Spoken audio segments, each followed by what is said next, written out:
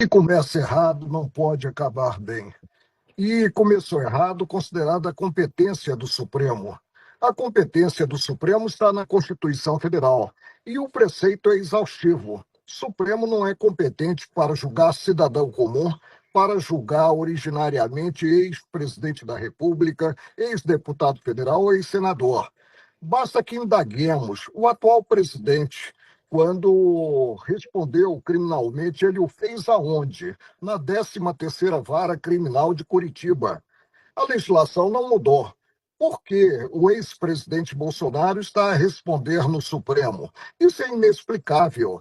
E a história em si é impiedosa, vai cobrar essa postura do Supremo, inclusive quanto àqueles que participaram das arruaças de 8 de janeiro, que são cidadãos comuns. Quando o Supremo decide, não cabe recurso a um órgão revisor, então o devido processo legal fica prejudicado. Não se avança culturalmente assim, maltratando a lei das leis, que é a Constituição Federal. Agora, o momento é de temperança, é de buscar-se a correção de rumos sem atropelo, principalmente sem partir-se, como que, para uma censura prévia. Isso é incompreensível em um Estado democrático de direito. O senhor vê, então, nessa decisão de Moraes, censura. Em quais pontos exatamente, ministro?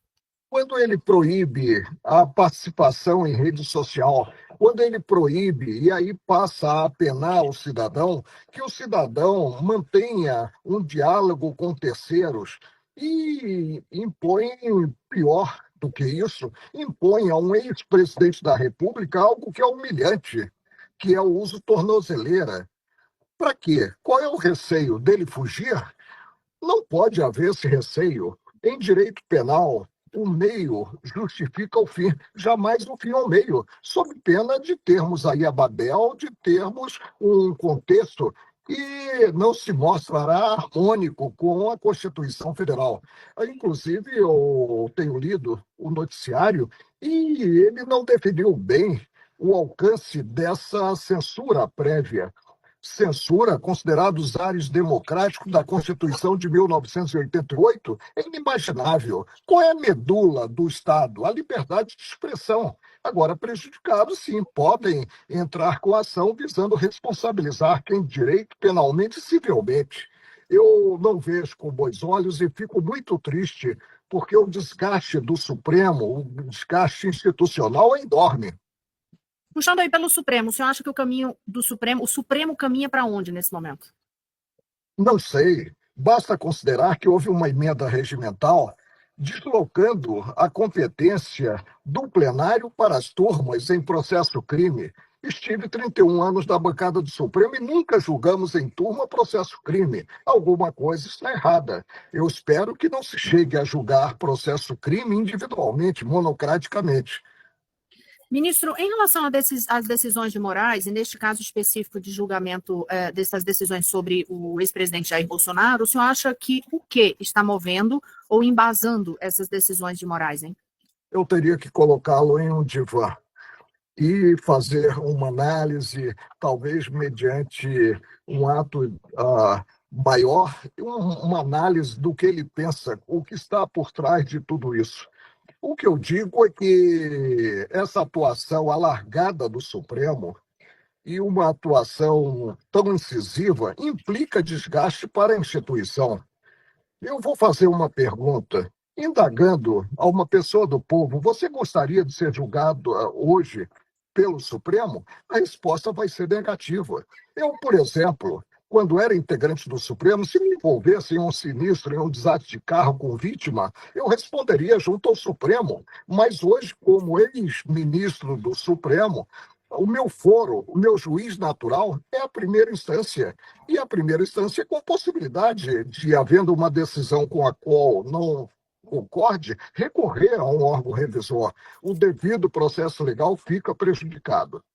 Hoje o senhor diz, pelas condições que estão impostas ao ex-presidente Jair Bolsonaro, são condições comparáveis ao de um preso condenado? O preso condenado, com sentença não mais sujeita à impugnação, ele cumpre a pena. É preciso observar que essas medidas alcançam a dignidade da própria pessoa. uso de tornozeleira, a proibição de sair de casa, que é praticamente uma prisão domiciliar. Vamos observar a ordem natural, que é apurar para, selada a culpa no processo crime, exercido o direito de defesa, chegasse à execução do pronunciamento judicial definitivo. E não há esse pronunciamento por enquanto. O ministro Luiz Fux divergiu, agora por último, na turma, e se lá eu estivesse, eu acompanharia, divergiu quanto à utilização por um ex-presidente da República. Vamos respeitar a instituição que é a presidência da República. Utilizar como se fosse um bandido de periculosidade maior, utilizar a tornozeleira. A tornozeleira é uma apenação que digo humilhante, porque alcança a dignidade da pessoa. Por que o senhor acredita, então, que os ministros têm acompanhado na turma, em maioria, as decisões de Moraes? Porque Fux ficou voz isolada. É um espírito de corpo que não deveria haver. Quando formei no colegiado, me manifestava espontaneamente, segundo o meu convencimento, não me importando em somar voto. Não há campo para solidariedade no órgão julgador. Cada integrante do órgão julgador deve atuar com absoluta independência, evidentemente acompanhando o colega no que se convencer do acerto da proposição desse colega. O senhor vê alguma previsão, assim, alguma perspectiva de mudança de cenário nesse comportamento da corte a partir do momento que houver mudança na presidência em setembro? Se sim, por quê? O presidente, ele é um coordenador dos trabalhos. Ele não é um superior hierárquico. E cada qual é que tem que compreender a envergadura da cadeira e a importância dos atos que pratique. E aí buscar praticar atos afinados com a legislação, com o arcabouço normativo. Eu repito, o Supremo hoje está na vitrine e é alvo de imensas críticas. Eu, por exemplo, saio, as pessoas me reconhecem na rua, eu nunca fui hostilizado como juiz, e reclamam do Supremo. E isso é péssimo. O Supremo é a última trincheira da cidadania, deve agir como última trincheira da cidadania, dando exemplo, portanto, aos demais órgãos do Poder Judiciário. O senhor avaliaria, então, que falta, de certa forma, algum pulso ali, ou uma orientação mais firme do ministro-presidente da Corte hoje, o Luiz Roberto Barroso? Não, porque fica muito difícil para o ministro-presidente impor certa ótica. O que cabe a ele, no máximo, é fazer uma ponderação no sentido da correção de rumos, E como ele poderia fazer isso? conversando, no diálogo, um diálogo aberto, ainda que reservado, né, com o próprio ministro que está a atuar. Hoje, e ele ficou como relator de todos os casos que tenham alguma ligação com aquele inquérito inicial, que eu rotulei como inquérito do fim do mundo, tudo vai para ele, ministro, ele é o relator de todos os casos. Isso não é bom, quando se deixa de observar o critério democrático, que é o critério da distribuição. Voltando à questão das decisões sobre Jair Bolsonaro, o senhor enxerga nessas medidas de Moraes uma tentativa de banimento da imagem do ex-presidente? Não, eu não posso. Por que banimento? Agora mesmo se potencializou muito a fala do presidente Trump. E uma fala como governante que não visou proteger a família Bolsonaro. A família Bolsonaro não tem, junto à presidência dos Estados Unidos, esse prestígio todo, a ponto de o próprio governo interferir ou tentar interferir numa atuação do país irmão. Isso aí é algo ingênuo e que precisamos parar para observar qual é a origem em si dessa atuação do presidente Trump. Mas eu vou insistir nessa questão do banimento, porque uma das reclamações que têm sido feitas pelos apoiadores de Jair Bolsonaro é o fato de ele não poder dar entrevista, não poder usar as redes, e essa extensão dessas medidas cautelares ir para terceiros, deixando dúvidas, inclusive, até quem que poderia ou não, se poderia usar alguma entrevista antiga de Bolsonaro, se pode usar alguma imagem antiga. Existe dúvida em relação a isso, Eu inclusive. só espero que essa postura não acabe intimidando a grande imprensa e gere aí um cerceio e gere consequências inimagináveis. Não se coaduna com o Estado Democrático de Direito o que vem ocorrendo. Nós não tivemos isso sequer quando vivenciamos o regime de exceção, que foi o regime militar.